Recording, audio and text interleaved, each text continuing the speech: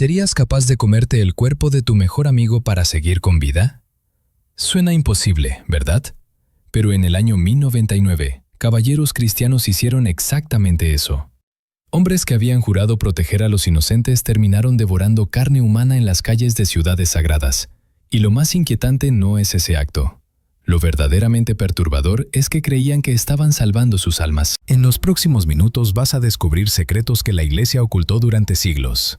Verás cómo una misión que se presentó como divina terminó convirtiéndose en la mayor pesadilla de la historia medieval. Y también entenderás por qué, incluso hoy, casi nadie habla de lo que realmente ocurrió en 1099. Esto va a cambiar por completo tu forma de ver la fe, la guerra y la naturaleza humana. Pero antes de hablar de estos caballeros caníbales, hay algo que necesitas comprender. ¿Qué llevó a hombres de fe a convertirse en monstruos? Porque la verdad es que la Europa de 1095 no tenía nada que ver con ese medievo romántico que muestran las películas. Era, literalmente, un cementerio al aire libre. Imagina despertar cada día sin saber si vas a morir de hambre, de peste o en un ataque de bandidos. Imagina vivir en una aldea donde la mitad de los niños muere antes de cumplir 5 años, donde el olor a muerte es tan habitual que ya ni lo notas. Esa era la realidad. No existían países como hoy. Solo pequeños territorios controlados por señores brutales, hombres que mataban cuando querían, y muchas veces por placer. Las ciudades eran diminutas, sucias, asfixiantes. La gente vivía en chozas de barro y lodo, compartiendo el espacio con cerdos y ratas. El hambre era constante. No era el hambre de saltarse la cena, era pasar días enteros sin comer, ver a tus hijos consumirse poco a poco, pelear por restos de comida con los perros. Y por si todo eso no fuera suficiente, la Iglesia repetía una y otra vez que irías directo al infierno por tus pecados, que cada pensamiento impuro, cada mentira, cada instante de ida era un paso más hacia la condenación eterna. Fue en medio de ese desespero absoluto cuando el Papa Urbano II hizo una promesa imposible. Tomad las armas, marchad hacia Jerusalén, matad a los infieles, y todos vuestros pecados serán perdonados. Perdón total, vida eterna, tierras ricas en Oriente. Para quienes no tenían absolutamente nada, aquello sonó como un milagro de Dios. Pero lo que se presentó como salvación no fue más que el comienzo del infierno. Y así fue como miles de personas lo dejaron todo para seguir una promesa que creían divina. Familias enteras vendieron sus últimas pertenencias, tomaron cruces de madera y se pusieron en camino. Sin mapas, sin comida, sin la menor idea de lo que les esperaba. Y aquí es donde tienes que entender algo. Estas personas jamás habían salido de sus aldeas. Para ellas, caminar 20 kilómetros ya era toda una hazaña. Ahora intentaban cruzar continentes enteros a pie. La primera oleada se convirtió en una auténtica pesadilla. Guiados por un monje fanático llamado Pedro el Ermitaño, cerca de 40,000 personas, hombres, mujeres, niños y ancianos, comenzaron a avanzar por Europa. Aquello no era un ejército, era una multitud empujada por la desesperación. Bebés en brazos, carros destrozados arrastrándose por el camino, rezando para que Dios les diera alimento durante la marcha. Las primeras muertes llegaron en la segunda semana. Los niños pequeños no podían seguir el ritmo. Los ancianos se desplomaban en la carretera y eran dejados atrás. Las mujeres embarazadas perdían a sus bebés en mitad de la nada. Y cuando la comida se agotó por completo, ya no hubo vuelta atrás. Empezaron a saquear aldeas cristianas, monasterios, iglesias. La llamada Guerra Santa se había convertido en una banda de ladrones hambrientos, atacando a cualquiera que tuviera comida. Pero incluso eso era poca cosa comparado con lo que les esperaba. Cuando los supervivientes llegaron por fin a Constantinopla, el emperador bizantino los miró con desprecio. No vio soldados de Dios. Lo que el emperador veía no eran soldados de Dios. Eran refugiados sucios, desesperados y peligrosos. «Marchaos», les dijo, «cruzad el estrecho, id a Asia». Y fue ahí cuando comenzó el verdadero terror, porque Asia Menor no era Europa, era una tierra hostil, controlada por guerreros turcos que conocían cada piedra, cada sendero, cada escondite. El calor era insoportable. El agua, cuando existía, estaba contaminada. Los cruzados empezaron a morir como moscas, no en batallas gloriosas, sino de sed, de insolación, de disentería. Sus cuerpos se pudrían sobre la arena antes siquiera de ser enterrados, y cuando por fin se encontraron con los turcos, aquello no fue una batalla, fue una masacre. Hombres entrenados para la guerra desde la infancia se enfrentaron a campesinos europeos armados con orcas y hachas oxidadas. La cruzada del pueblo terminó en menos de 3 meses. De los 40.000 que partieron, solo unos pocos miles lograron regresar a casa. Pero la iglesia no se rindió. Envió una segunda oleada. Los nobles, los caballeros, los supuestos verdaderos soldados de Dios. Ellos también cruzaron Europa en pleno invierno. Durmieron sobre la nieve, bebieron agua helada de charcos embarrados. Muchos murieron de hipotermia antes siquiera de llegar a Constantinopla. Y cuando cruzaron hacia Asia, comprendieron algo aterrador. El infierno tenía distintos niveles, porque nada, absolutamente nada, los preparó para lo que encontrarían en Antioquía. Antioquía debía ser solo otra ciudad en el camino. Una parada rápida antes de llegar a Jerusalén. Pero lo que los cruzados encontraron allí transformó a los llamados soldados de Dios en algo que ni el propio diablo reconocería.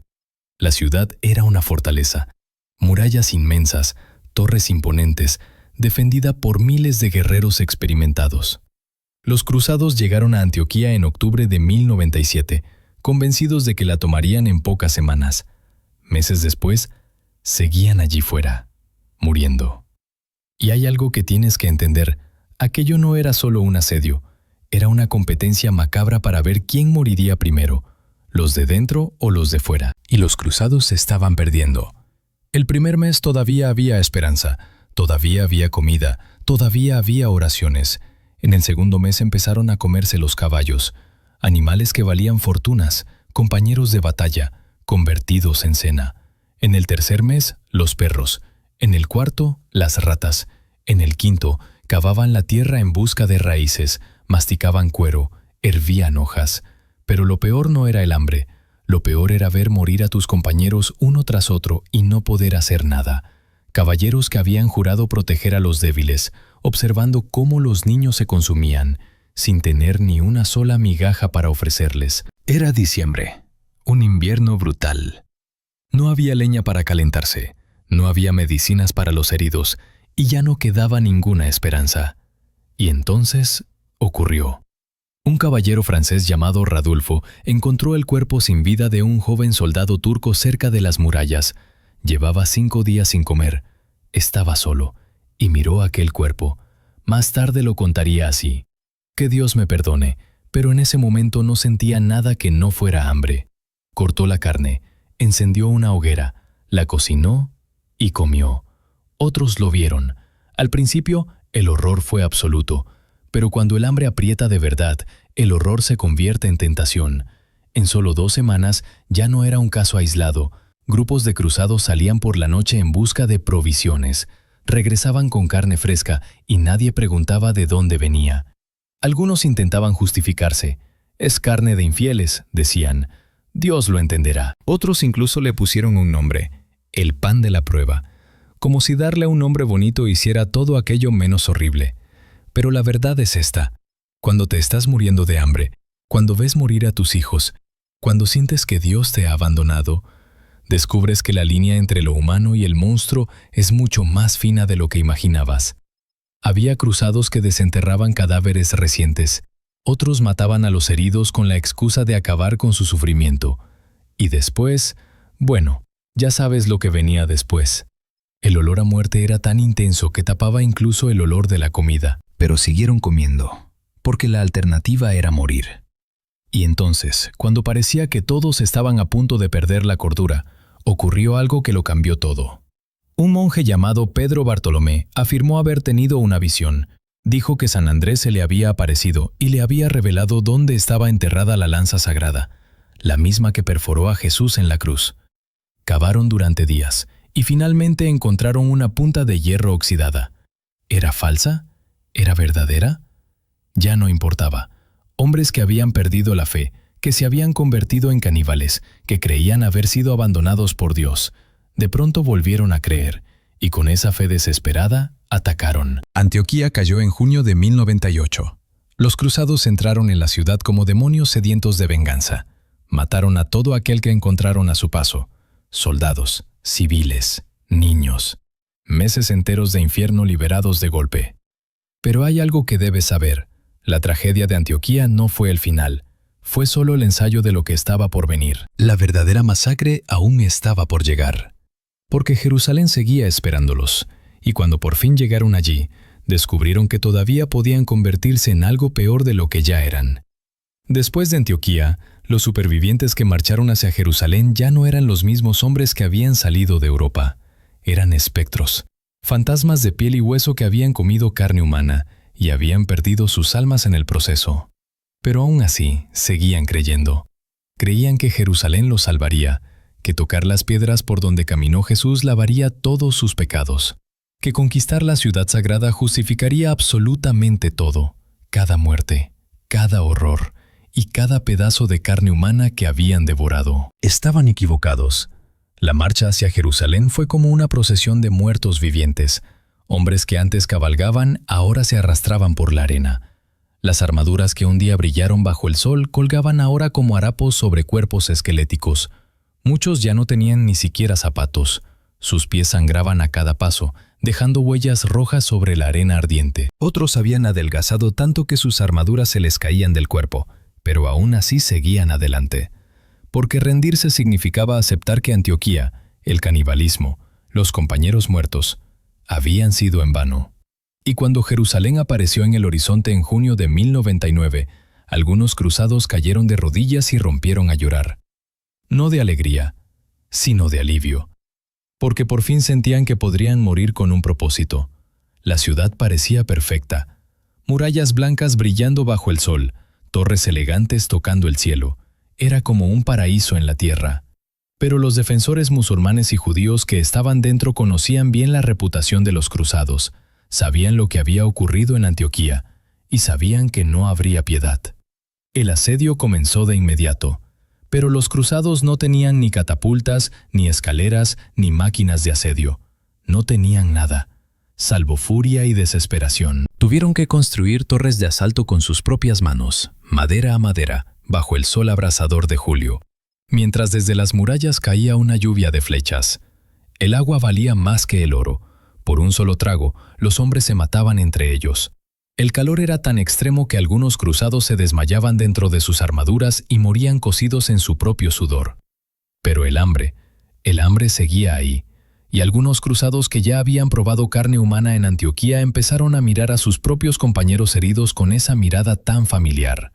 Jerusalén no los había salvado, solo había ofrecido un nuevo escenario para sus horrores. Y entonces el 15 de julio de 1099 todo se desató. Una de las torres de asalto consiguió por fin alcanzar la muralla. Se abrió una brecha y 2 años de hambre, canibalismo, muerte y desesperación estallaron de golpe. Lo que ocurrió en las horas siguientes no fue una conquista, fue un apocalipsis.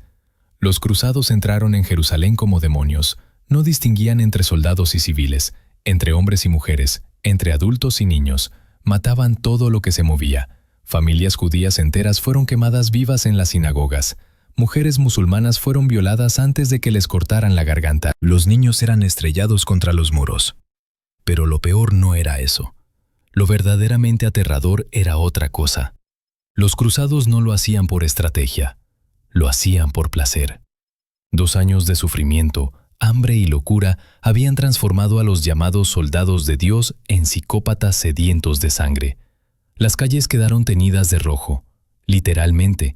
Un cronista de la época escribió: la sangre llegaba hasta los tobillos de los caballos. Otro afirmó que ríos de sangre corrían por las piedras sagradas de la ciudad. ¿Y sabes qué es lo más impactante? Algunos cruzados se detenían en medio de la matanza para rezar. Daban gracias a Dios por la victoria mientras pisaban montones de cadáveres de niños. La carnicería duró 3 días. Cuando terminó, Jerusalén había sido conquistada. Pero la pregunta era, ¿conquistada para qué? La ciudad estaba destruida, las sinagogas quemadas, las mezquitas profanadas. Incluso iglesias cristianas ortodoxas fueron saqueadas, y los vencedores, hombres que habían partido como soldados de Dios, llegaron convertidos en algo que ni el propio diablo reconocería. Pero la ironía final aún estaba por llegar, porque incluso después de conquistar Jerusalén, incluso después de toda aquella sangre, el hambre no se detuvo. Y entonces, cuando el silencio cayó por fin sobre Jerusalén, cuando las calles dejaron de resonar con gritos de agonía, los cruzados comprendieron una verdad terrible. Habían conquistado una ciudad muerta.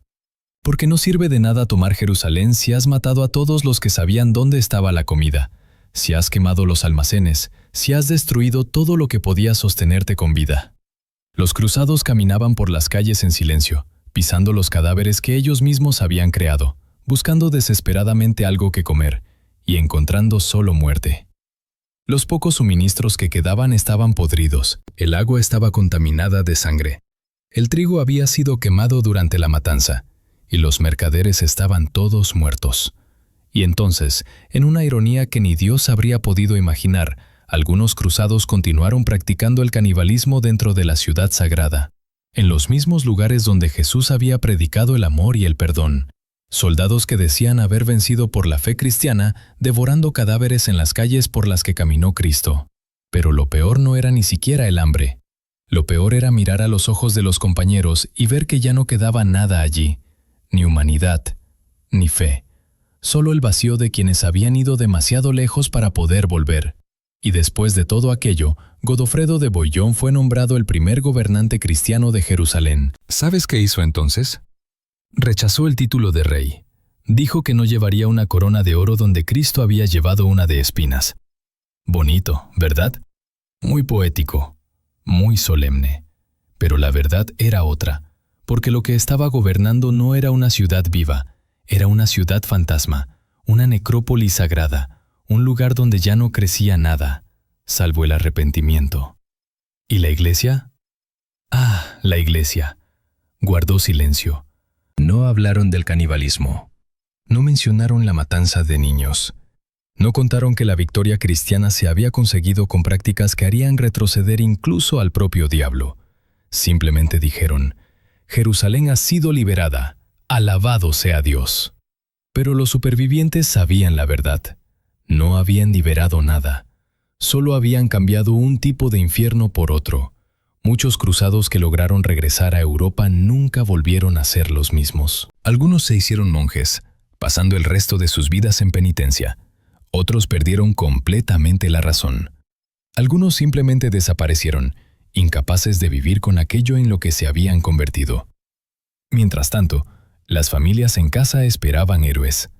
Lo que recibieron fueron espectros que se despertaban gritando en mitad de la noche, hombres incapaces de comer sin recordar el sabor de la carne humana, padres que miraban a sus propios hijos como si fueran extraños. Según la versión oficial, la primera cruzada fue un éxito. Jerusalén estaba salvada, los infieles habían sido derrotados, y la cristiandad había triunfado. Pero ¿cuál fue el precio? El precio fue el alma de toda una generación. Porque cuando permites que la fe se convierta en fanatismo, cuando dejas que el hambre justifique el canibalismo, cuando aceptas que el fin justifica cualquier medio, no estás salvando nada. Solo estás descubriendo una verdad incómoda. El verdadero infierno no está bajo la tierra. El verdadero infierno está dentro de ti. Y una vez que lo encuentras, ya no hay forma de escapar. Por eso esta historia fue enterrada junto a los cadáveres de Jerusalén. Porque la verdad sobre 1099 no es solo la historia de caballeros medievales que se convirtieron en caníbales. Esta historia no va solo de ellos. Va de ti. Va de mí. Va de lo que cualquier ser humano puede llegar a ser cuando se presionan los botones adecuados. Piénsalo bien.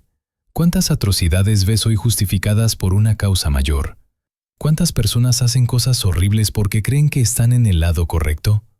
La única diferencia entre tú y aquellos cruzados es que tú nunca pasaste 8 meses muriéndote de hambre. Nunca tuviste que elegir entre tus principios y tu supervivencia. Pero esa capacidad, la capacidad para el horror que existe dentro de cada uno de nosotros, sigue ahí, dormida, en silencio, esperando. La Iglesia ocultó esta historia durante siglos porque revela algo que nadie quiere admitir, que en realidad no existe una diferencia clara entre el bien y el mal. En realidad solo existen las circunstancias. Circunstancias en las que hombres considerados santos pueden convertirse en monstruos. Circunstancias en las que causas que parecen justas terminan produciendo genocidios. Y circunstancias en las que la fe, cuando se mezcla con la desesperación, puede crear horrores que ni el diablo habría imaginado. Y esto no es solo historia antigua, es una advertencia. Porque mientras tú veías este video, en algún lugar del mundo alguien está haciendo algo horrible creyendo sinceramente que está haciendo lo correcto. La pregunta que queda es esta: ¿hasta dónde llegarías por tus creencias? ¿Hasta dónde llegarías para salvar a quien amas? ¿Y en qué momento descubrirías que te has convertido exactamente en aquello que juraste combatir? Escríbelo en los comentarios. ¿De verdad crees que habría sido diferente? ¿Que en 1099 tú habrías sido el héroe de la historia? Porque tengo una muy mala noticia para ti. Los cruzados también creían eso. Si esta historia te ha impactado tanto como me impactó a mí, suscríbete al canal. Cada semana traigo historias que te harán cuestionar todo lo que crees saber sobre el pasado y sobre ti mismo. Porque la verdad sobre la humanidad no está en los libros de historia que te enseñaron en la escuela. Está en los secretos que intentaron ocultarte. Y yo voy a seguir desenterrándolos todos.